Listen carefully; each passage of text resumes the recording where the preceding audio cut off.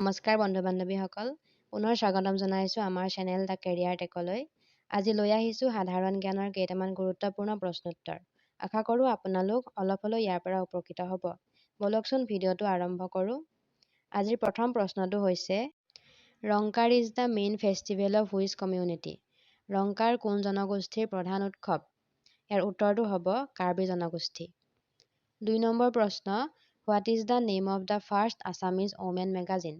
প্ৰথম অসমীয়া মহিলা আলোচনীখনৰ নাম কি আছিলে?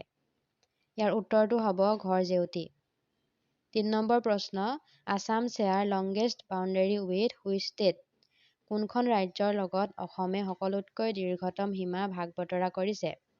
ইয়াৰ উত্তৰটো হ'ব মেঘালয়। 4 নম্বৰ প্ৰশ্ন, central bureau of narcotics works under which ministry? Central bureau of নেক্ৰটিক্সে কোনটো মন্ত্ৰালয়ৰ অধীনত কাম কৰে? ইয়াৰ উত্তৰটো হ'ব মিনিষ্ট্ৰী অফ ফাইনেন্স।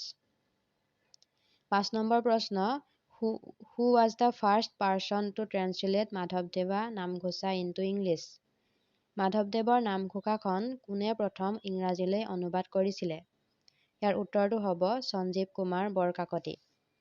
6 নম্বৰ প্ৰশ্ন, Phagri or Skauva is a traditional dress of which tribe of Assam? Phagri বা স্কাউভা অসমৰ কোনটো জনজাতিৰ পৰম্পৰাগত পোছাক? ইয়াৰ উত্তৰটো হ'ব ডিমাছা। 7 নম্বৰ প্ৰশ্ন, who was the founder editor of Assamese magazine Prantik? Asomiya আলোচনী প্ৰান্তিকৰ প্ৰতিষ্ঠাপক সম্পাদক কোন আছিলে? ইয়াৰ উত্তৰটো হ'ব ভৱেন্দ্ৰনাথ শইকীয়া। 8 নম্বৰ প্ৰশ্ন, Nirmalprabha Bordoloi presided over which session of Assam Sahitya Sabha? Nirmalprabha বৰদলৈয়ে অসম সাহিত্য সভাৰ কোনখন অধিৱেশনত সভাপতিত্ব কৰিছিলে? ইয়াৰ উত্তৰটো হ'ব দুধনৈ।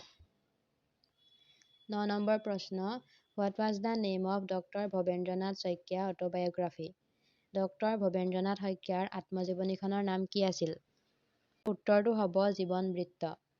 10 নম্বৰ প্ৰশ্ন, Lakshminandan Bora first novel is?